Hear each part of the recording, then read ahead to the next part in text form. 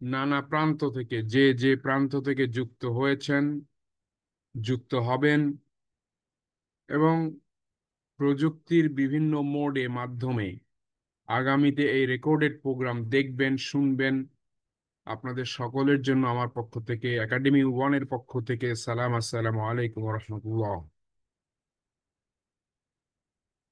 আমরা আজকের এই আয়োজন, এই আলোচনা শুরু করতে যাচ্ছি তার আগে খুব সম্প্রতি ঘটে যাওয়া মাইলস্টোন স্কুল অ্যান্ড কলেজ, এখানে যারা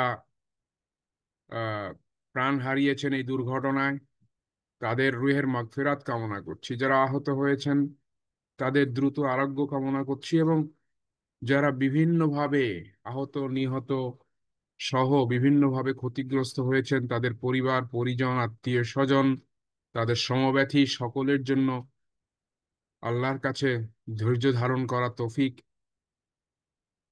চাচ্ছি। পাশাপাশি এই দুর্ঘটনা মোকাবেলা করার জন্য শক্তি এবং সাহস আল্লাহর কাছে চাচ্ছি। আমরা আলোচনা করব social approach for trauma management.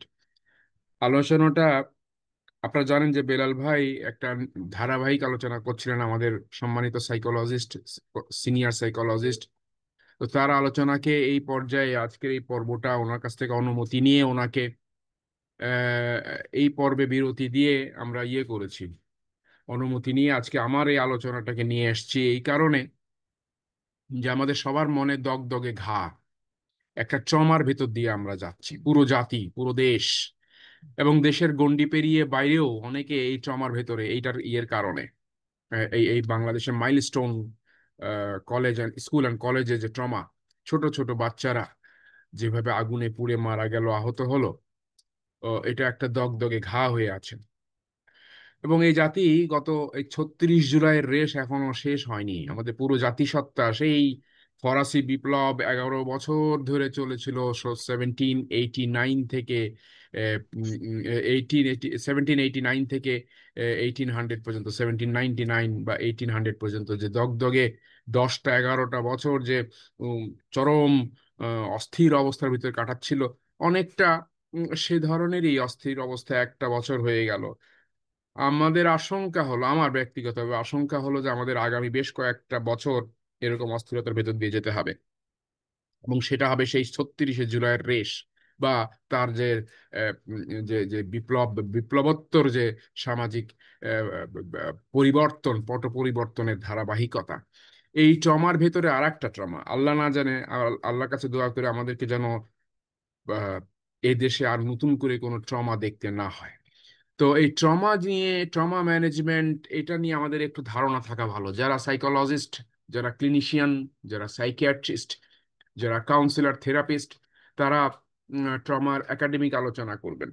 আমরা আমাদের মতো উম্মি সাধারণ লোক এই ট্রমা কি, ট্রমা কি করে এটাকে আমাদেরকে এফেক্ট করে, আমরা এটাকে নিজেদেরকে এবং আমাদের পরিবারকে কিভাবে বাঁচাতে পারি, এবং আমাদের সমাজে আমাদের যদি কোনো দায় থাকে, আদৌ দায়বদ্ধতা থাকে, সেটা কিভাবে ম্যানেজ করতে পারি, এগুলো নিয়ে আলোচনা করবো আজকে ইনশাআল্লাহ।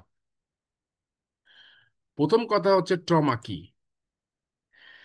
এর একাডেমিক আলোচনা, একাডেমিক ডেফিনেশন আছে: an emotional response to a distressing or disturbing event that overwhelms a person's ability to cope, leading to lasting negative impacts on their mental, physical, social, emotional and or spiritual well-being. এটা এমন একটা অভিঘাত, আবেগ, আবেগের উপরে এমন একটা আঘাত যা আমাদেরকে, আমাদের পুরো অস্তিত্বকে উম, এক ধরনের অস্থিরতায় ফেলে দেয়। এই অস্থিরতার কারণে আমাদের স্বাভাবিক যে জীবনের চলাচলের যে মানসিক, শারীরিক, সামাজিক, আবেগের, ইমোশনাল বা আবেগ দিক দিক থেকে, অথবা স্পিরিচুয়াল, আধ্যাত্মিকতার প্রতিটা ক্ষেত্রে, জীবন এবং মনের প্রতিটা ক্ষেত্রে আমাদের নেতিবাচক প্রভাব ফেলে। আমেরিকান ইয়েতে অ্যাসোসিয়েশন অফ সাইকোলজিস্ট, যে আছে, সংগঠন আছে, তাদের যে সাইকোলজির ডেফিনেশন আছে, অফিসিয়াল ডেফিনেশন যেটা অ্যাডপ্ট করেছেন, সেটা তার সেই হিসাবে তারা বলছেন: any disturbing experiences that results in significant fear, helplessness, disassociation, confusion, or other disruptive feelings intense enough to have a long-lasting negative effect on a person's attitude, behavior, and other aspects of functioning. উপরের সংজ্ঞায় emotional যে শব্দটা এসছে, সে ইমোশনের নিচের সংজ্ঞায় ইমোশনের 6টা ভাগকে তারা নিয়ে আসছেন। ফিয়ার, তারপরে মানে অ্যাটিটিউড, বিহেভিয়ার, কনফিউশন, সবগুলোকে নিয়ে আসছেন। নিয়ে এসে বলেছেন যে ইমোশনের উপরে নেতিবাচক প্রভাব বিস্তার করতে পারে এমন ভাবে যেটা ব্যক্তির চিন্তা, দৃষ্টিভঙ্গি, তার চাল চলন, কথাবার্তা, ব্যবহার, আচার আচরণ, সব কিছু ফাংশনিং, কাজ করাকে, স্বাভাবিক কাজ করাকে বাধাগ্রস্ত করে। যে আঘাত, সেটা হচ্ছে ট্রমা। এই আঘাতটা মানসিক হতে পারে, শারীরিক হতে পারে, সামাজিক হতে পারে। এর বাংলা যদি আমরা করি খুব সাধারণ সাদামাটায়, আমরা যে ভাষাটায় বুঝি দৈনন্দিন, আমি এখন যে ভাষায় কথা বলছি, আমরা যদি এরকম আমাদের নিজেদের বোঝার মতো করে অনুবাদ করি, তাহলে এটা হলো অপ্রত্যাশিতভাবে ঘটে যাওয়া এমন অভিজ্ঞতা যেখানে জীবন, নিরাপত্তা, সম্পদ এবং সম্মানের প্রতি মারাত্মক ঝুঁকির সৃষ্টি হয়, যা আমাদের মনে আতঙ্ক, অসহায়ত্ব সৃষ্টি করে এবং স্বাভাবিক জীবন ধারণকে কঠিন ও সামাজিক সম্পর্কগুলোকে নেতিবাচকভাবে প্রভাবিত করে।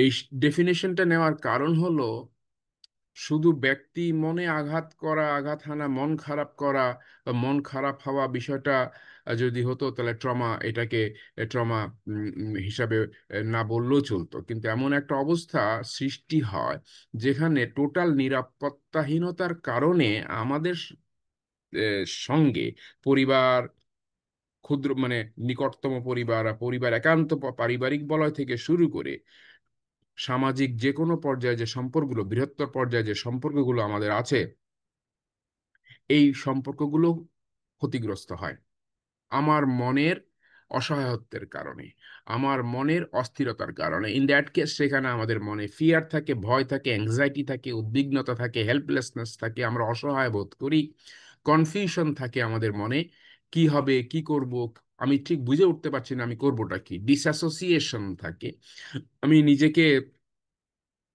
নিকটজন বা আমার বন্ধু বান্ধব, আত্মীয় স্বজনের সাথে সম্পর্ক আইদার রক্ষা করি না, অথবা রক্ষা করতে পারি না, অথবা তাদের কাছ থেকে দূরে সরে যাই। এবং ডিসওরিয়েন্টেশন থাকে, আমি কোথায় আছি, কি অবস্থায় আছি, বা এরকম হচ্ছে কেন, আহ, আমি ওরিয়েন্টেড থাকি না। আমার এই ঘটনার সঙ্গে, ঘটনা এবং পারিপার্শ্বিক পরিবেশের সাথে আমার কোনো আহ, যথাযথভাবে সম্পৃক্ততা রক্ষা করি না অথবা করতে পারি না। এই সামগ্রিকভাবে যদি আমরা বিচার করি, তাহলে আমরা সবাই জানি, আমরা সবাই কিন্তু বুঝতে পারছি ট্রমাটা কি। এটাকে বলতে পারাটা এক একজন এক এক ভাষায় এক এক ভাবে এটাকে উপস্থাপন করতে পারেন।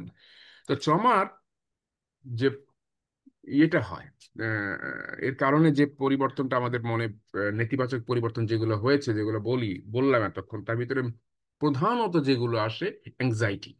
আমরা খুব দুশ্চিন্তায় পড়ে যাই, নার্ভাস ফিল করি, ওভারহুইমড হয়ে যাই, আমাদের মনকে আচ্ছন্ন করে ফেলে, ছায়া একেবারে সারা মন ছেয়ে ফেলে। ব্যথা এবং বেদনায় আমরা ভারাক্রান্ত হয়ে পড়ি, খুব ইরিটেবল হয়ে যাই। ট্রমাতে আক্রান্ত ব্যক্তি ভালো কথাতেও, তার মনের ভিতরে ট্রমা আছে, প্রকাশ করুক আর না করুক, কেউ বুঝুক আর না বুঝুক, তার ভালো কথাতে উনি ইরিটেবিলিটি বোধ করবেন, উনি খুঁতখুঁতে হবেন, খুব বদমেজাজি হবেন। এরকম তার মানসিকতা ছিল না, চিনি লোকটাকে, অথচ এখন এত ইয়ে ইরিটেবল হয়ে গেছে, এত তীক্ষ্ণ বদমেজাজি হয়ে গেছে যে ওনার সাথে কথা বলা যায় না। মুডি থাকেন, সাধারণত যতটা মুডি ছিলেন, যতটা আহ, ভারিক্কি তার ছিল, এখন তার সাথে ভারিক্কি অনেক বেশি হয়ে গেছে। এরকম যদি দেখা যায়, তাহলে সেটা ট্রমার একটা লক্ষণ হতে পারে, highly likely to B the case. হ্যাঁ, এবং তার বিহেভিয়ার এবং চিন্তাধারা একটা পরিবর্তন আসে, যেহেতু ওই যে নিজের দৃষ্টিভঙ্গিতে একটা পরিবর্তন, দৃষ্টিভঙ্গিতে আইদার উনি ডিসওরিয়েন্টেড, অথবা উনি ওভারহুইমড, অথবা উনি কনফিউজড, অথবা ওয়ান ওয়ে অর অ্যানোদা কোনো না কোনো ভারে, লস, গ্রিফ, পেইন, স্ট্রেস, তারপরে এগুলোতে উনি আক্রান্ত, ফলে ওনার টোটাল চিন্তাধারাটাই পরিবর্তন হয়ে যায়, অথবা একটা ব্যত্যয় দেখা যায়। ট্রমার কিছু ফিজিক্যাল রিয়াকশনও আছে, যেগুলো বললাম ওগুলো তো মানসিক আবেগগত পরিবর্তন। কিছু রিয়াকশন থাকে যেগুলো ফিজিক্যাল রিয়াকশন, শারীরিকভাবে যেটা বোঝা যায়। র্যাপিড হার্টবিট, র্যাপিড হার্টবিট, বুকে ধড়ফড়ানি, এটা আপনি দূর থেকে দেখে বুঝবেন না, কিন্তু ডাক্তারদের ভাষায় ডাক্তাররা এটাকে বলবেন ইয়ে প্যালপিটেশন, ট্র্যাকিকার্ডিয়া। হার্টে কোনো অসুখ, তার জানা অসুখ নাই, অথচ এখন ট্র্যাকিকার্ডিয়া ফিল হচ্ছে, হার্টবিট 120 অ্যান্ড ওভার বেশি হচ্ছে। আপাতত দৃশ্যমান কোনো কারণ ছাড়াই, কিন্তু ওই যে ট্রমার কারণে এটা। অথবা উনি তাৎক্ষণিকভাবে ঘেমে যান, উনি তাৎক্ষণিকভাবে ঘেমে যান, ঘামতে থাকেন, যন্ত্রণা হয়, বমি বমি ভাব হয়। অনেকে দেখবেন, অনেক মেয়েরা যারা, যাদের কোপিং মেকানিজমটা খুব দুর্বল, যারা বেশি চাপ নিতে পারেন না, তারা এরকম মানসিক চাপের ক্ষেত্রে, ট্রমার ক্ষেত্রে বমি করে ফেলেন। তারা তাদের সোয়েটিং হয়, হেডেক হয়, অনেকের চেস্ট পেন হয়। তারপরে কোনো একটা কাজে মনোযোগ দেবেন, কনসেন্ট্রেট করতে পারেন না, ডিফিকাল্টি ফিল করেন কনসেন্ট্রেশনের ক্ষেত্রে। ইনএবিলিটি টু মেক ডিসিশনস, সহজ বিষয়ও বা যে বিষয়ে তার বুদ্ধিবৃত্তিক এবং আবেগীয় যোগ্যতা ছিল ব্যক্তির ডিসিশন মেক করার ক্ষেত্রে, সিদ্ধান্ত নেবার ক্ষেত্রে, এখন সেই সব বিষয়, এমনকি তার চেয়ে তো অনেক সহজ বিষয়েও উনি সিদ্ধান্ত নিতে পারেন না, সিদ্ধান্তহীনতায় ভোগেন, রাতে ঘুমাতে পারেন না, ইনসোমনিয়া হয়। অথবা ঘুম যদিও হয়, ডিস্টার্ব স্লিপ হয়, ঘুম ভেঙে যায়, অনেকে তো নাইট মেয়ার পর্যন্ত হয়, রাত্রে ঘুম ভেঙে গেলে হঠাৎ করে চিৎকার করে ওঠে। ফ্ল্যাশব্যাক মেমোরি, যেটা মেমোরি ফ্ল্যাশব্যাক হওয়ার কারণে, এটা বাচ্চাদের ক্ষেত্রে বেশি হয়। ট্রমা কতটা আঘাত হেনেছে বা ট্রমার নেচারটা কেমন ছিল, যে ইনসিডেন্টটা ট্রমাকে ট্রিগার করেছে সেই ইনসিডেন্ট কতটা বীভৎস ছিল, সেইটার উপরে ভিত্তি করে এগুলো হয়। এগুলো আমরা প্রায়ই দেখি, পার্টিকুলারলি যারা মেডিকেল প্রফেশনে আছেন তারা এগুলো প্রায়ই, এইসব কেসগুলো হ্যান্ডেল করতে হয়, দেখতে হয়, এই অভিজ্ঞতা তাদের আছে। তো এই জন্য ট্রমার বিভিন্ন বহুমুখী প্রকাশ ঘটে, আবেগের প্রকাশ ঘটে, বিহেভিয়ারের দিকে প্রকাশ ঘটে, ফিজিক্যালি একেবারে অ্যাকচুয়ালি শারীরিক, যেটা আরেকজনকে দেখানো যায়, যিনি আরেকজন বুঝতে পারবেন, হার্টবিট আরেকজন বুঝতে পারেন, হেডেক আরেকজন ফিল করতে পারছেন, নশিয়া বমি করছে, সেটা আপনি চোখে পাশে থাকা উপস্থিত লোকজন দেখতে পাচ্ছে। তো এগুলো বোঝা যায়, দেখা যায়।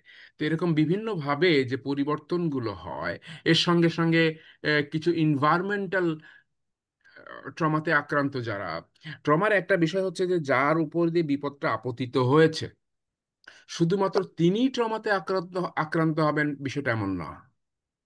ট্রমা যাকে আঘাত করেনি দৃশ্যত, কিন্তু এই ঘটনার পঞ্জি উনি দেখেছেন, শুনেছেন, দূর থেকে হলেও দেখেছেন, এই যে এটাও তাকে ট্রমাতে, ওই ব্যক্তিকে আক্রান্ত করতে পারে। ট্রমা এমনই একটা, এটা এই জন্য এটা মারাত্মক এটা এটা প্রভাব বিস্তার কারী একটা আঘাত। তো ট্রমায় আক্রান্ত ব্যক্তিরা intolerance of loud noises, intolerance to loud noises হয়, কারণ এরা আগে যে ইয়েটা সহ্য করতে পারতো। ট্রমা আক্রান্ত ব্যক্তি, আপনি যদি আপনার জীবনে এমন দেখেন যে সম্প্রতি খুব রিসেন্টলি কেউ তার নিকটজন, বাবা মা আত্মীয় স্বজন হারিয়েছেন, প্রত্যাশিত মৃত্যু ছিল, অর্থাৎ জানাই যাচ্ছে যে আমার এই আত্মীয়টা, আমার বাবা আমার মা দীর্ঘদিন ধরে অসুস্থ, হাসপাতালে ছিলেন বা চিকিৎসা দুরারোগ্য ব্যাধিতে আক্রান্ত ছিলেন, উনি মারা যাচ্ছেন। তো এরকম অবস্থায় এই মারা যাওয়া লোক, যাওয়ার পরে যিনি স্বাভাবিকভাবে কিছুটা শোকে তো আক্রান্ত হনই, এই যে শর্ট স্প্যান, স্বল্পমেয়াদী যে ট্রমা, এমন লোককেও আপনি যদি ঢাকা শহরে, যিনি প্রতিদিন অফিসে ইয়ে করেছেন, কমিউট করেছেন, এই রাস্তার ভিতরে জ্যামের ভিতরে আটকে থেকে যে অফিসে গেছেন এসছেন, এই লোকটাকেও যদি আপনি ওই নিয়মিত তাকে ওই কয়েকদিন পরে যদি অফিসে নিয়ে যেতে থাকেন, তো ওই যে আওয়াজ, ট্রাফিক জ্যাম আওয়াজ, রিক্সার ধ্বনি, গাড়ির হর্ন, যেটা উনি নিয়মিত সহ্য করতে করতে অভ্যস্ত, এই লোকটাকেও দেখবেন যে এই নয়েজ উনি আর সহ্য করতে পারছেন না, বিরক্ত হয়ে যাচ্ছেন। তো এটা সাময়িক যদিও, কিন্তু এটা হয়। ইনটলারেন্স টু লাউড নয়েজেস, এরা আওয়াজ সহ্য করতে পারে না, সেখান থেকে নিজেকে গুটিয়ে নেয়। এই জন্য দেখবেন যে যারা আমরা দেখতে পাই যে যাদের নিকটজন খুব সম্প্রতি ইয়ে হারিয়ে গেছেন, তারা উইথড্র হয়ে যান, তারা নিজেকে গুটিয়ে নেন। স্ট্রেইনড আইপিআর, স্ট্রেইনড আইপিআরটা খুব মারাত্মক হয়। স্ট্রেইনড আইপিআরটা হচ্ছে যে ইন্টারপার্সোনাল আইপিআর, মানে ইন্টারপার্সোনাল রিলেশনশিপ, স্বামী স্ত্রীর সাথে সম্পর্ক, ভাই বোনের সাথে সম্পর্ক, বাবা মা আত্মীয় স্বজনের সাথে সম্পর্ক, নিকট বন্ধুজনের সঙ্গে যে সম্পর্ক এতদিন ধরে চলে আসছে বিগত জীবনে, এই সম্পর্কগুলো স্ট্রেন্ড হয়ে যায়, ভঙ্গুর হয়ে যায়। অপোজিট পক্ষ যাদের সাথে সম্পর্কটা ভঙ্গুর হচ্ছে, টালমাটাল হচ্ছে, এরা ভুল বুঝতে থাকে, এরা বিকল্প চিন্তা করতে থাকে, এরা ক্ষোভ দেখাতে থাকে যে এরকম হলো কেন, ও এরকম করে কেন। এই যে এইসব আচরণগুলো উল্টো তার ট্রমার আক্রান্ত ব্যক্তির মনে আরো ক্ষোভের সৃষ্টি করে, তাকে আরো চাপে ফেলে দেয়। তো এটা একটা একটা চেন রিয়াকশন তৈরি হয়ে যায়। এর ফলে ফ্যামিলি ডিসপুট তৈরি হয়ে যায়। যে কথাটা স্বামী স্ত্রীর যে কথাটা সহ্য করতো সেটা এখন সহ্য করে না, কথায় কথায় সেটাকে ভুল বোঝে, অথবা ভুল বোঝার মতো অবকাশ তৈরি হয়। তো এই জন্য ফ্যামিলি ডিসপুটও তৈরি হয়। উইথড্রন, দেখা গেল যে না কারোর সাথে বনিবনা হচ্ছে না, নিজেকে সংসার থেকে গুটায় ফেলে বা রিলেশনশিপ থেকে গুটায় ফেলে, সম্পর্ক থেকে গুটায় ফেলে। এটা একটা কারণ, আইসোলেশন হয়ে যায়, আইসোলেটেড, নিজেকে একঘরে করে ফেলে, অথবা ডিসএঙ্গেজড হয়ে যায়।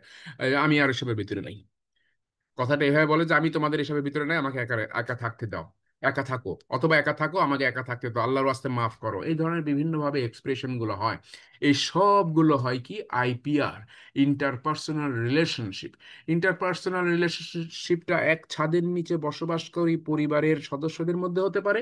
আবার এই একই লোক যখন বাইরের সম্পর্কগুলো রক্ষা করে, সমাজের বিভিন্ন ইয়েতে কলিগস এবং আম, অন্যান্য দূরবর্তী আত্মীয় স্বজন প্রতিবেশী, তাদের ক্ষেত্রেও এই সম্পর্ক স্ট্রেইনড হতে পারে, ভেঙে যেতে পারে, বাধাগ্রস্ত হতে পারে, আগের মতো অবস্থায় নাও থাকতে পারে। এটা ইমোশনাল অ্যান্ড এনভায়রনমেন্টাল রেসপন্সটা এরকম হয়। এখন আমরা এগুলো সব জানলাম, আমরা ট্রমার একটা বিষয়টা একটা, যদি আমরা আমাদের জাতীয় জীবনে যেগুলো আসছে ব্যক্তিগত জীবনে, এবং ব্যক্তিগত জীবনে আগত ট্রমা, আহত মানে আপতিত ট্রমার কারণে যখন আমরা আমাদের পারিপার্শ্বিক সমাজে মিশতে যাই, মিশবো, তখন এটা থেকে কিভাবে আমরা হ্যান্ডেল করবো, আজকের বিষয়টা এইটা, সোশ্যাল ম্যানেজমেন্ট। আমরা কিভাবে হ্যান্ডেল করবো, সমাজে তো আমাদের টিকে থাকতে হবে, স্বাভাবিক জীবনযাপন করতে হবে, কারণ আমার জীবন আরো অনেক জীবনের সঙ্গে সম্পর্কিত। প্রশ্নটা তো এই জায়গায়। তো এই জন্য আমাদেরকে একটা বিষয় যদি আমরা খুব লক্ষ্য করি, খেয়াল করি, তাহলে আমাদেরকে দেখতে হবে রসুল পাক সাল্লাল্লাহু আলাইহি সাল্লাম আমাদের সকল দর্শন, শিক্ষা, শক্তি, আমাদের উদ্দীপনা, উৎসাহ, নির্দেশনা, আমাদের একটাই সোর্স, সেটা হচ্ছে আল্লাহ রসুল সাল্লাল্লাহু আলাইহি সাল্লাম এবং তার সমাজ। এর বাইরে আমাদের কোনো দর্শন নাই। আমরা জানি এর বাইরে থেকে কোনো শিক্ষা নিয়ে সেই শিক্ষা ইফেক্টিভিটি নাই। সেই শিক্ষা দিয়ে জীবন, যৌবন, সমাজ এবং রাষ্ট্র ক্ষুদ্র বা বৃহত্তর কোনো পরিসরে চালানো সম্ভব নয়, হয়নি পৃথিবীতে। কাজে আমাদের সম্মুখে কোনো উদাহরণ নাই। আমাদের সম্মুখে সার্থক, সফল, সুন্দর এবং কার্যকর উদাহরণ হচ্ছে এই একটা জায়গা।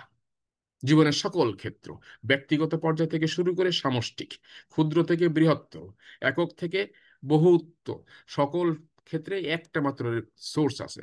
এই জন্য আমরা ঘুরে ফিরে সেখানে যাই। আসেন আমরা দেখি রসুল পাক সাল্লাল্লাহু আলাইহি সাল্লাম এবং তার পরবর্তী সময়ে উনি ওনার জীবনতে, নবুয়তি জীবনের পর থেকে শুরু করে ইন্তেকাল পর্যন্ত, এবং তারপরের যে সময়টা 40 বছর, এই পুরো সময়টা আহ প্রতিনিয়তই ট্রমার ভিতর দিয়ে যেতে হয়েছে।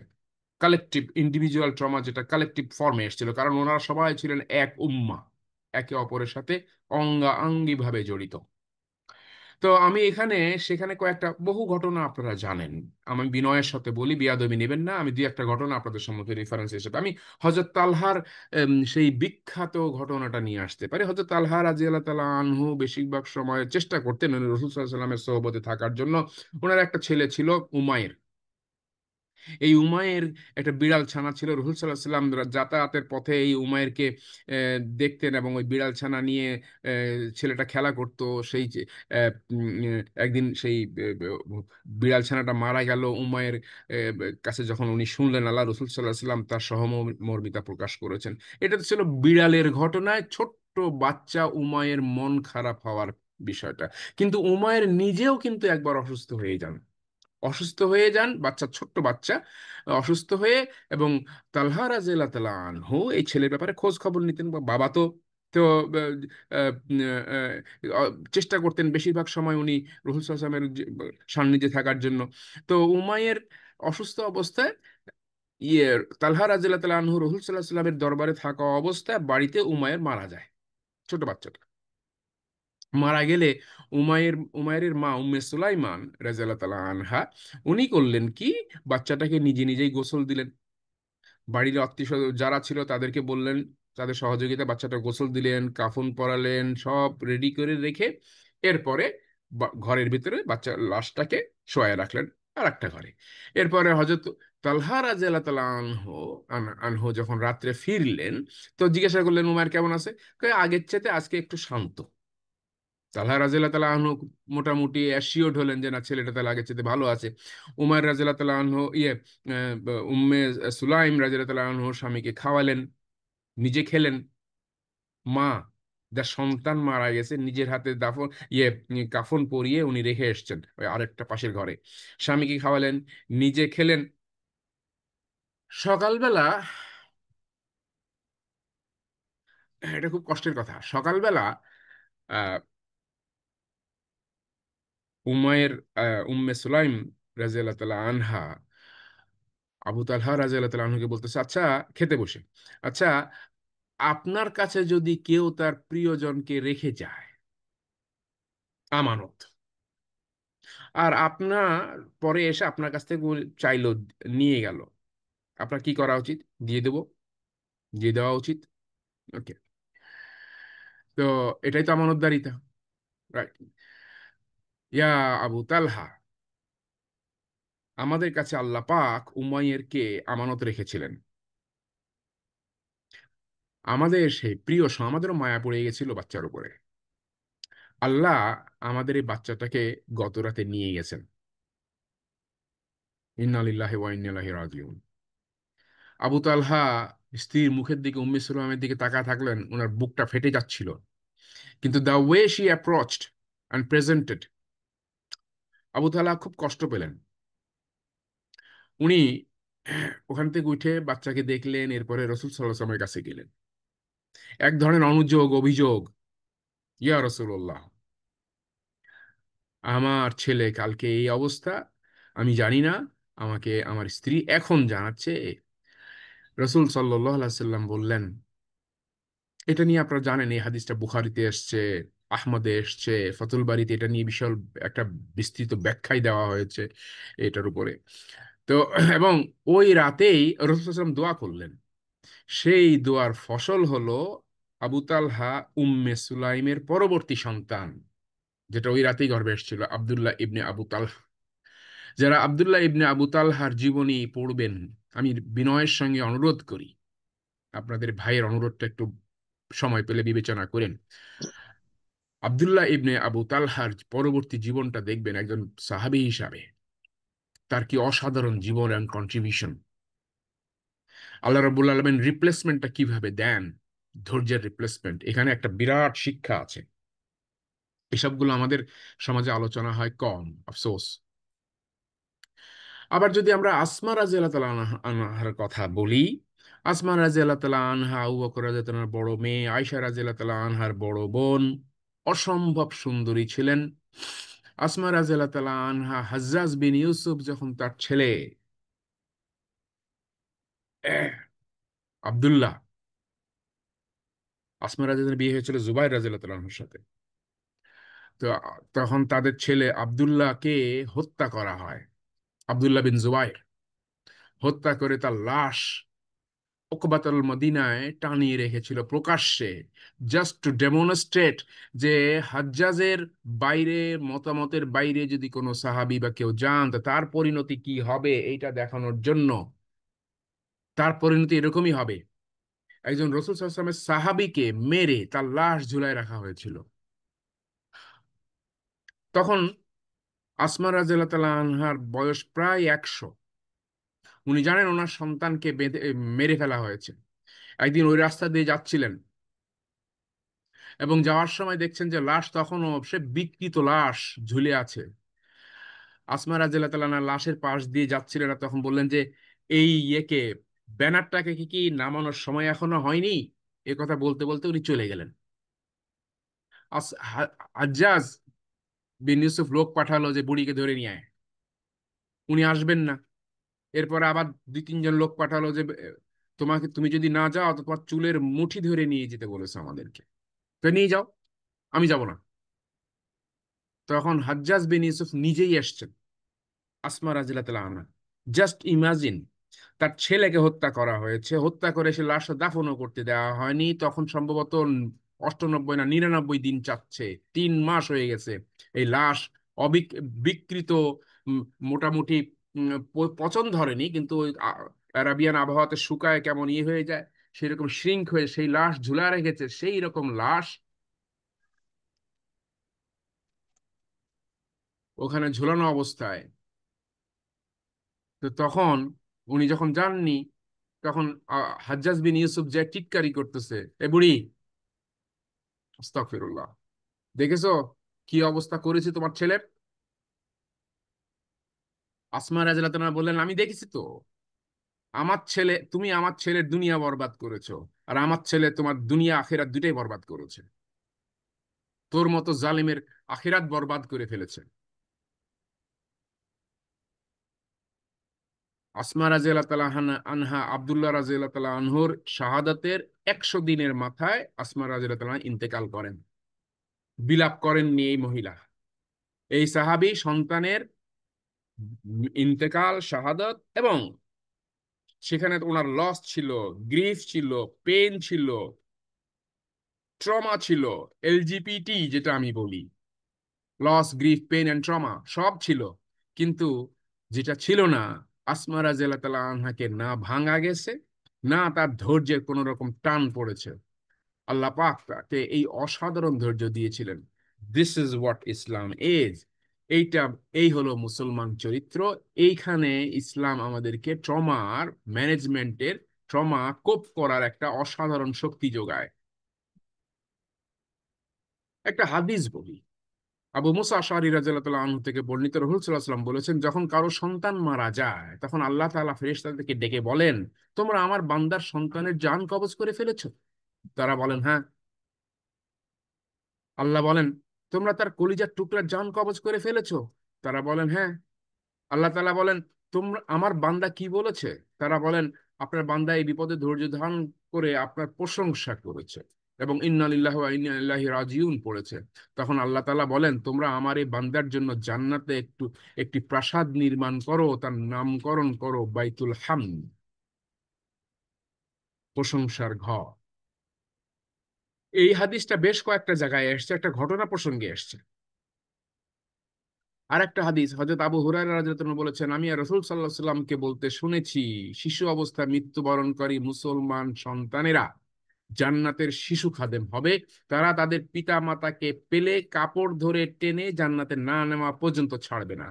দ্যাট ইজ, বাবা মাকে জান্নাতে নিয়েই ছাড়বে। কি অসাধারণ একটা হাদিস! রিওয়ার্ড, কম্পেনসেশন যাই বলেন, ধৈর্যের রিপ্লেসমেন্ট। হযরত কুররা রাদিয়াল্লাহু তাআলা আনহু থেকে বর্ণিত এই হাদিসটা, একজন সাহাবী রাসূল সাল্লাল্লাহু আলাইহি ওয়াসাল্লামের আসরে নিজের শিশু সন্তানকে নিয়ে বসতেন। সেই সন্তান মৃত্যুবরণ করায় সাহাবী খুব বিষণ্ণ হন। কয়েকদিন তাকে না দেখে রাসূল সাল্লাল্লাহু আলাইহি ওয়াসাল্লাম জিজ্ঞাসা করলেন, অমুক ব্যক্তিকে দেখছি না কেন? সাহাবীগণ বললেন, ইয়া রাসূলুল্লাহ, আপনি তার যে ছোট ছেলেটাকে দেখেছিলেন সে মৃত্যুবরণ করেছে। পরে তার সঙ্গে সাক্ষাৎ করে রাসূল সাল্লাল্লাহু আলাইহি ওয়াসাল্লাম জিজ্ঞাসা করলেন, তোমার সে ছেলেটির কি হয়েছে? তিনি বললেন, ছেলেটির মৃত্যু হয়েছে। তখন নবীজি সাল্লাল্লাহু আলাইহি ওয়াসাল্লাম তাকে সান্ত্বনা দিয়ে ধৈর্য ধারণ করতে বলে বললেন, তোমার কাছে কোনটা বেশি পছন্দনীয়? তার দ্বারা তোমার পার্থিব জীবন সুখময় করা, নাকি কাল কিয়ামতে জান্নাতের যে দরজা দিয়ে তুমি প্রবেশ করতে চাইবে তাকে সেখানেই পাওয়া, যেখানে সে পৌঁছে তোমার জন্য জান্নাতের দরজা খুলে দেবে? তিনি বলেন, ইয়া রাসূলুল্লাহ, বরং সে আমার জান্নাতের দরজায় গিয়ে আমার জন্য দরজা খুলে দেবে, এটাই আমার কাছে অধিক পছন্দনীয়। রাসূল সাল্লাল্লাহু আলাইহি ওয়াসাল্লাম বললেন, তাহলে তোমার জন্য তাই হবে। Trauma, loss, grief, pain handle করতে কি চমৎকার আশা! হোপ মানুষকে বাঁচতে শেখায়। হোপ, নিশ্চিত সুনিশ্চিত হোপ, আশা, ভালো একটা হবে, কিছু হবে, ভালো একটা কিছু পাবো, এই আশা না থাকলে মানুষ ডিপ্রেশনে চলে যায়। এজন্য ট্রমার ক্ষেত্রে সবচেয়ে বড় বিষয় হচ্ছে সবর। সবর। আনাস বিন মালিক রাদিয়াল্লাহু তাআলা আনহু এই হাদিসটা, রাসূল সাল্লাল্লাহু আলাইহি ওয়াসাল্লাম বলেছেন, কোন মুসলিম ব্যক্তির এমন তিনটি সন্তান মারা যাবে যারা প্রাপ্তবয়স্ক হয়নি, আল্লাহ তাদের প্রতি বিশেষ রহমতে তাদের মা বাবাকে জান্নাতে প্রবেশ করাবেন। আর একটা হাদিস, ওই একই হাদিস কিন্তু একটু ভিন্নভাবে এসছে। হ্যাঁ, আবু হুরায়রা রাদিয়াল্লাহু তাআলা আনহু বলেন, হ্যাঁ আমি নবীজিকে সাল্লাল্লাহু আলাইহি সাল্লামকে বলতে শুনেছি, ছোট বয়সে মৃত্যুবরণকারী সন্তানেরা জান্নাতের প্রজাপতির মতো। তাদের কেউ যখন পিতা কিংবা পিতামাতা উভয়ের সঙ্গে মিলিত হবে, তখন তার পরিধানের কাপড় কিংবা হাত ধরবে, যেভাবে এখন আমি তোমার কাপড়ের আঁচল ধরেছি। তারপর সেই কাপড় কিংবা হাত ধরে হাত আর পরিত্যাগ করবে না, যতক্ষণ পর্যন্ত আল্লাহ তাআলা তাকে তার মা বাবা সহ জান্নাতে প্রবেশ না করাবেন।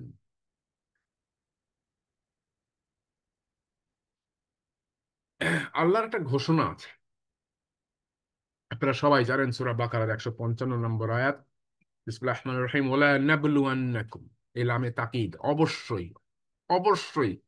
আল্লাহ যখন বলেন অবশ্যই, সে অবশ্যের ভিতরে কোনো ব্যত্যয় সন্দেহ থাকে না।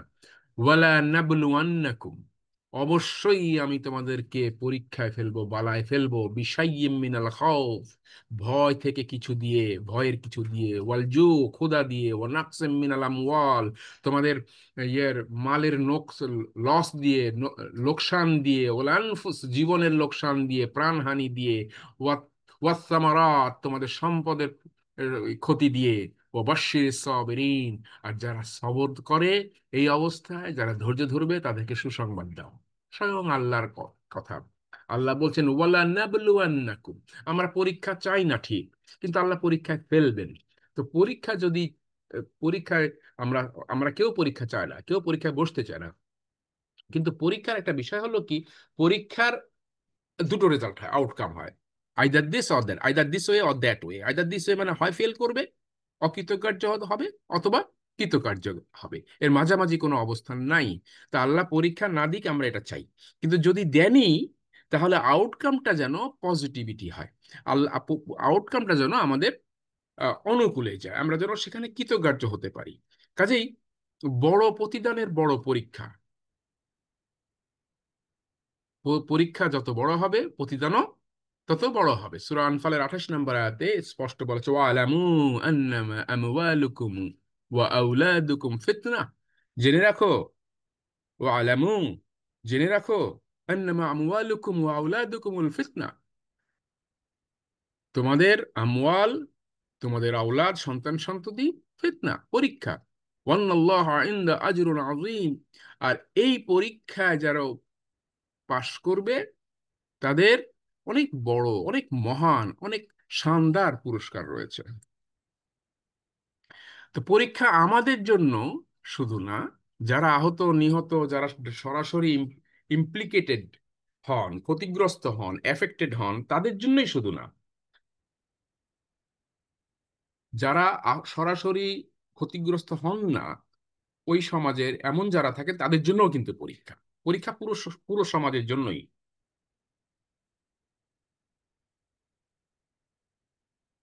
সমাজবাসী হিসেবে আমরা তাদের সাথে কি আচরণ করলাম, তাদের দুঃসময়ে তাদের প্রতি কি দায়িত্ব পালন করলাম, এটা আমাদের জন্য পরীক্ষা। কারণ তারা হয় আমাদের নিকট প্রতিবেশী, কোরআনে যাকে বলা হয়েছে বল জারিল যিল কুরবা, তারা আমাদের নিকট নিকট প্রতিবেশী, অথবা তারা আমাদের দূর প্রতিবেশী, বল জারিল জুনুব। দূর প্রতিবেশী বলতে, ধরেন আমি আপনি, আপনি চিটাগংয়ে আর আমি হলাম কুষ্টিয়া, দুজনে ঢাকায় আসছি, আমরা যাব লন্ডনে, একই ফ্লাইটে উঠেছি, আপনি আপনার বাড়ির পাশে আমার বাড়ি নয়, আপনার সাথে আমার কোনো রক্ত সম্পর্কের আত্মীয়তা নাই, কোনো শেয়ারে বিজনেস বা অন্য কোনো আমি কখনো চিনিও না আপনাকে, আপনিও আমাকে চেনেন না, কিন্তু আমরা দুজনে একটা বিমানে একসঙ্গে এক ফ্লাইটে যাচ্ছি, এই যে যাত্রাপথে বা এক বাসে যাচ্ছি, এই যাত্রাপথে আমার প্রতিবেশী আপনি, এটা ওয়াল জারিল জুনুব, দূর প্রতিবেশীর অন্তর্ভুক্ত। আর আমার নিকট প্রতিবেশী যেটা, ওয়া জারিল কোরবা, আর আরেকটা আছে সূরা বাকারার 177 নম্বর আয়াতে, যারা রক্ত সম্পর্কের আত্মীয় স্বজন, জাবিল কুরবা, তিন ধরনের হলো। আর একটা হচ্ছে কেউই না, শুধু উম্মা সদস্য হওয়ার কারণে ইখওয়া, মুসলমান। কাজে আমরা চার ভাবে, আর তাও যদি না থাকে, উম্মার সদস্য যদি নাও হন, আদম আলাইহিস সালামের সন্তান হিসেবে বৃহত্তর যে মনুষ্যত্বের বাঁধনে আমরা বাঁধা, ইবনে আদম, সেই হিসাবেও আপনার আমার, আমার আপনার, আমাদের পরস্পরের উপর একটা অধিকার, একটা হক, একটা দায়িত্ব রয়েছে। এই দায়িত্ব, এই হক আমরা আদায় করলাম কিনা, সেইটা, এটা নিয়ে সূরা নিসার 36 এবং সূরা বাকারার 177 নম্বর আয়াতটা পড়া যেতে পারে। পড়া বলতে আমি শুধু তেলাওয়াত করা বোঝাচ্ছি না, আমি এটাকে নিয়ে গবেষণা করার কথা বলছি। এনিবে, তো এবার মিলায় নেন আয়াতটা। লা ইউকাল্লিফুল্লাহু নাফসান ইল্লা উসাহা। আপনি বলবেন আমি কি করতে পারি? আপনি তাই করতে পারেন যেটুকু আল্লাহ আপনাকে সামর্থ্য দিয়েছেন। আল্লাহ বলেছেন, লা ইউকাল্লিফুল্লাহু নাফসান ইল্লা উসাহা। আল্লাহ সামর্থ্যের বাইরে কাউকে দায়িত্ব দেন না। লাহা মা কাসাবাত, সে যা অর্জন করে তা তার জন্য। ওয়া আলাইহা মাকতাসাবাত, তার উপরে সেটাই বর্তায় যা সে কামাই করেছে। কাজেই এই সমাজে হিসাবে আপনি এই যে হাজার হাজার লোক, শত শত লোক, ডজন ডজন লোক মারা গেল, পুড়ে গেল, তাদের অনেকে তো সারা জীবন বদলে যাবে, বদলে গেছে, আগের জীবন আর তারা কখনোই ফিরে পাবে না। তাদের জন্য আপনি কি করেছেন, আমি কি করেছি, সেই হিসাব এখন আমাদেরকে দিতে হবে, নিতে হবে। আল্লাহ যখন নিবেন তখন তো দিতে হবে। এখন আমরা নিজেদের হিসাবটা নিজেরা নিই, যে আমি আমার শক্তি, সামর্থ্য, সম্পদ কতটুকু ব্যয় করলাম, আমি দুর্দশাগ্রস্তদের জন্য কি করতে পারতাম আর কি করলাম। আমার সম্পদ, সম্পদ বলতে শুধু পকেটের টাকা সম্পদ না, সম্পদ হচ্ছে আপনার সময়টাও সম্পদ, আপনার যে মেধা, যে যোগ্যতা, যে কথা, যে বক্তব্য, যে শক্তি, যে জ্ঞান, যে দক্ষতা, তারও কি কিছু ব্যয় করেছি আমরা? এই প্রশ্ন নিজেকেই করতে পারি। জ্ঞান, শক্তি, সম্পদ, দক্ষতা কতটুকু ব্যয় করেছি আমরা? কাজেই সময় এখনো ফুরিয়ে যায়নি। ট্রমা, সেই দিন না বিমান আক্রান্ত হয়েছে, কিছু ছেলেবেলে মারা গেছে, পুড়ে গেছে, এবং অনেককে হসপিটালে নিয়ে গেছে, হসপিটাল দায়িত্ব নিয়েছে, সরকার দেখতেছে। আমার এখানে কোনো ইয়ে নাই, কি বলে, রোল নাই, আমি এখানে কুষ্টিয়া বসে আছি, আমি লন্ডনে বসে আছি, আমি চিটাগংয়ে বসে আছি, আমি কি করতে পারি? দোয়া করি। বিষয়টা এমন নয়। সময় ফুরিয়ে যায়নি, আপনার শক্তি সামর্থ্য সব আছে, এখনো ইচ্ছা করলে করার অনেক কিছুই আছে, আপনি ঘরে বসে করতে পারেন। এজন্য তাদের কথা শোনেন, সহমর্মিতা প্রকাশ করেন, এমপ্যাথেটিক হয়ে আসেন। সিম্প্যাথেটি সবাই দিতে পারে, এমপ্যাথেটিক হই আমরা। প্রয়োজনীয় সাহায্য সহযোগিতার হাত বাড়ান, নৈরাজ্য, গুজব বন্ধ করা, এগুলো নিয়ে যে মানে অযাচিত হইচই এবং এক ধরনের নোংরামি হচ্ছে, এইটাতে, এটাকে বন্ধ করা বা বন্ধ করতে পদক্ষেপ নেওয়া, এটাও একটা বড় সহায়তা এই সময়। এরপরে পেশাজীবী, আমাদের বাংলাদেশে 18 কোটি লোকের দেশে সাইকোলজিস্ট এবং আহ, ইয়ে কি বলে, থেরাপিস্ট এবং কাউন্সিলর সব মিলায় সম্ভবত 850 বা 900 বেশি তো হবে না, হাজারও হবে না আজ পর্যন্ত। এটা কি সম্ভব? এটা কি কোনো মতে সম্ভব? অসম্ভব একটা ব্যাপার তাদের জন্য। অথচ সেই তারাই বিভিন্নভাবে চেষ্টা করছেন, অন্তত তাদেরকে সহযোগিতা করি আমরা, সেটাও একটা বড় কাজ হয়। আমাদের উচিত কষ্ট নিবারণের উদ্যোগ নেওয়া, short and long term rehabilitation plan করা। আমি আগে বলেছি এদের জীবন বদলে গেছে, এই জীবনকে স্বাভাবিক জীবনে ফেরত নিয়ে আসতে পারলে, সোশ্যাল এবং ফ্যামিলি রিহ্যাবিলিটেশন যদি না হয়, এরা খুব শিগগিরই, এখন তো ট্রমা হয়েছে, এরপরে হবে PTSD, post traumatic stress disorder, এদের জীবন যাবে এবং এদের পুরো পরিবারের জীবন চলে যাবে, আর কখনোই স্বাভাবিক জীবনে ফেরত আসতে পারবে না। এখন থেকেই সেইটার জন্য, সেটা কিভাবে ঠেকানো যায়। যারা মরে গেছে তো মরেই গেছে, তারা বেঁচেই গেছেন একদিক দৃষ্টিতে বলা যায়। যারা মরেননি, তাদের এই মৃত্যুটা, তাদের এই অসহনীয় মৃত্যু, বেঁচে থাকা, মৃতবৎ জীবনকে কিভাবে উন্নত করা যায়, এটাকে কিভাবে ঠেকানো যায়, এই চেষ্টা করা উচিত। এজন্য ফ্যামিলি অ্যান্ড সোশ্যাল বন্ডিং বৃদ্ধি করা দরকার, তাদের ক্ষোভ প্রশমিত করার ব্যবস্থা করা দরকার। স্কুলের যারা কর্তৃপক্ষ আছেন, অথরিটি আছেন, তারা এটা উদ্যোগ নিতে পারেন, যে একটা কালেকটিভ দোয়ার মাহফিল করা যেতে পারে তাদের জন্য। তাদের এই যে যেসব ছাত্রছাত্রীরা মারা গেছে তাদের স্কুলে অনেক নিদর্শন, স্মৃতি, হাতের লেখা, ছড়া, কবিতা, বিভিন্ন আহ, জিনিস পড়ে আছে। এই 6 মাস আগেও যারা পরীক্ষা দিয়েছে তাদের হাতের লেখা সেখানে আছে। এগুলোকে নিয়ে তাদের লেখা কালচারাল প্রোগ্রামগুলো আছে, তাদের কবিতা আছে, ছড়া আছে। এগুলোকে নিয়ে একটা স্মৃতি কর্নার করা যেতে পারে, তাদের মেমোরিকে নারিশ করা যেতে পারে, তাদের মেমোরিকে ধারণ করে স্কুলে মিউজিয়াম বা একটা হল করা যেতে পারে। তাহলে এইসব বাচ্চাদের এই এই এই মেমোরিগুলো, আজকে যে বাচ্চাটা মারা গেছে 6 বছর, আজ থেকে 10 বছর পরে ওই বাচ্চাকে যখন দেখবেন ছবি তখন ওই 6 বছরই দেখা যাবে, কিন্তু মেমোরিটা হবে 16 বছরের পুরনো মেমোরি, 17 বছরের। বাবা মা, ওই বাচ্চার আত্মীয় স্বজন, তারা এই স্কুলকে, এই কর্নারকে, এই মিউজিয়ামকে ওন করবে, বিলঙ্গিংনেস তৈরি হবে, একটা একটা সেন্স অফ বিলঙ্গিংনেস তৈরি হবে। এইটা তাদেরকে বেঁচে থাকতে তাদেরকে বেঁচে থাকতে প্রেরণা দেবে। মাইলস্টোন স্মৃতি স্মরণিকা করা যেতে পারে। আপনাদের অবগতির জন্য জানায় রাখি, আপনাদের এখানে যারা আছেন, যারা লিখতে পারেন, বলতে পারেন, যদি কোনো লেখা জোগাড় করে দিতে পারেন প্লিজ দেন। আমরা একটা আমাদের মনোসংহতি মাইলস্টোন সংখ্যা বের করতে যাচ্ছি খুব শিগগিরই, ইনশাল্লাহ আপনাদের সহযোগিতা চাই। আর আল্লাহর ওয়াস্তে তাদের এবং তাদের পরিবারের জন্য বেশি বেশি দোয়ার হাত তোলা দরকার আমাদের। আমরা যদি তাদের বিপদে দাঁড়াই, আল্লাহ পাক আমাদেরকে বিপদ থেকে মাহরুম রাখবেন, বঞ্চিত বিপদ থেকে মুক্ত রাখবেন, নিরাপদে রাখবেন। এমন হতে পারে যে আমাদের অনেক মানে যেটা আমাদের মোটামুটি বিপদ আমাদের জন্য লেখা ছিল সেই বিপদগুলোকে আল্লাহ দূর করে দেবেন, কারণ আল্লাহ রাসূল সাল্লাল্লাহু আলাইহি ওয়াসাল্লামের হাদিস হচ্ছে দোয়ায় তকদির বদলায়। আপনারা এতক্ষণ আমার কথা মনোযোগ দিয়ে শুনেছেন, সময় দিয়েছেন, এজন্য আপনাদের অসংখ্য ধন্যবাদ। আমি প্রায় এক নাগাড়ে 45 মিনিট কথা বলেছি। জাযাকুমুল্লাহ খায়র। যদি কোনো প্রশ্ন থাকে প্রশ্ন করতে পারেন। আর একটা ঘোষণা আপনাদেরকে দিয়ে রাখি, আগামী 1লা আগস্ট শুক্রবার, এই দিন থেকে প্রতিদিন সন্ধ্যা 7:30টায় চালু হতে যাচ্ছে মমতা সংলাপ নামে একটা অনুষ্ঠান, একাডেমি 21। এটা ফেসবুক লাইভে যাবে, স্ট্রিম ইয়ার্ডে যাবে। আপনাদেরকে অনুরোধ থাকলো, আপনারা যদি দেখার সময় পান দেখেন, এবং প্লিজ এটাকে শেয়ার করবেন আপনাদের ইয়েতে, যেন মমতার সংলাপটা হবে এই ট্রমা এবং ট্রাজেডি নিয়ে আমরা কিভাবে জীবন চালাতে পারি, স্বাভাবিক সুস্থ থাকতে পারি, এটা নিয়ে ডক্টর আগামী পর্বে আমি থাকবো, সাইদ ভাই থাকবেন এবং ডক্টর মীর মঞ্জুর রহমান থাকবেন। 1লা আগস্ট থেকে শুরু হচ্ছে ইনশাআল্লাহ। জাযাকুমুল্লাহ খায়র। আসসালামু আলাইকুম রহমতুল্লাহি ওয়া বারাকাতুহু।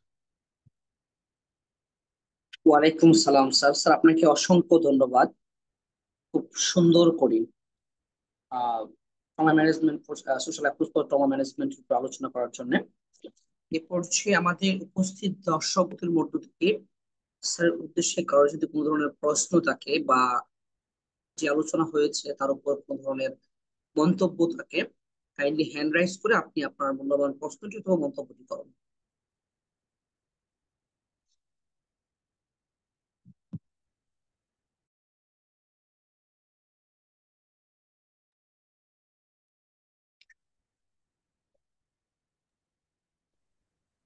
আসসালামু আমাদের আলাইকুম রহমতুল্লাহ।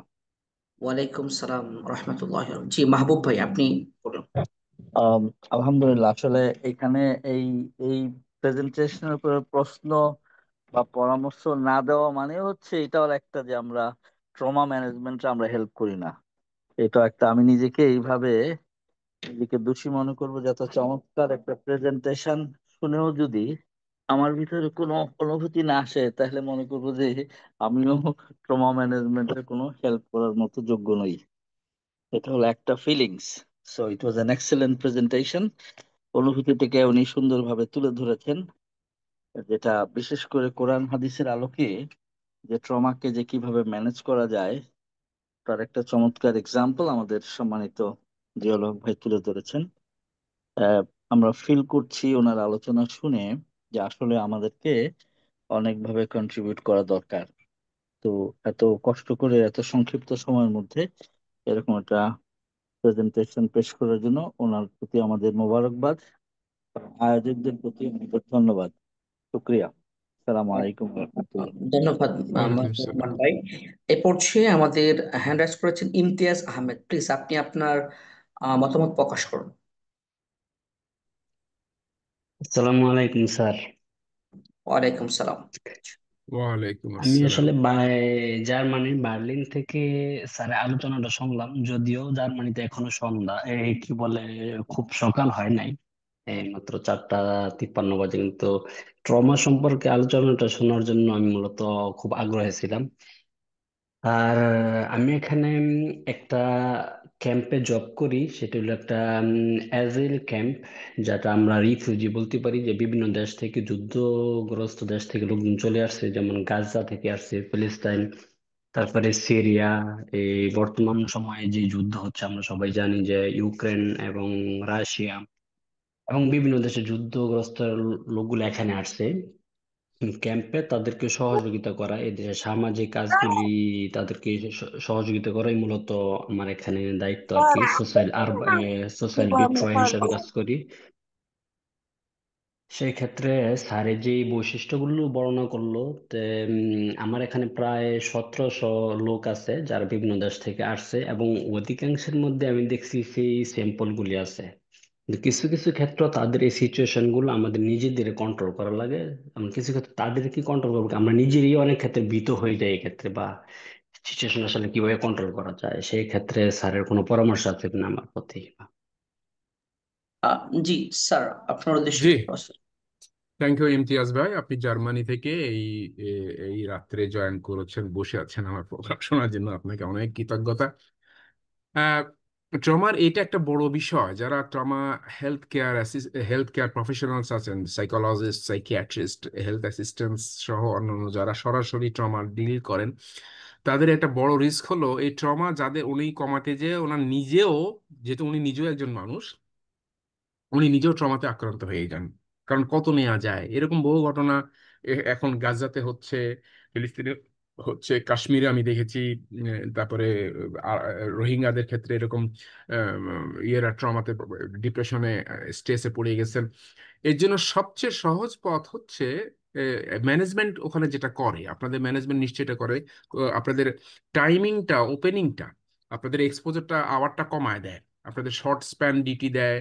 এরপর নিজেদের আপনাদের মেন্টাল হেলথের দিকে তারাও নিজেরাও খেয়াল রাখে। আপনি এখন, তারা খেয়াল রাখবে এটা তো তাদের দায়িত্ব, আপনি আপনার নিজের দায়িত্ব নিয়ে একটু খেয়াল রাখবেন, কারণ আপনি আপনার ইবাদতে গেছেন, এটা কিন্তু ইবাদত, এটা একটা বিশাল ইবাদত। আপনি চাকরিতে যাচ্ছেন, কিন্তু এই চাকরিটা আপনার, এটা বিশাল ইবাদত। আপনি মানুষের, তাদের যদি কথা শোনার সুযোগ থাকে, আপনার কথা শোনেন।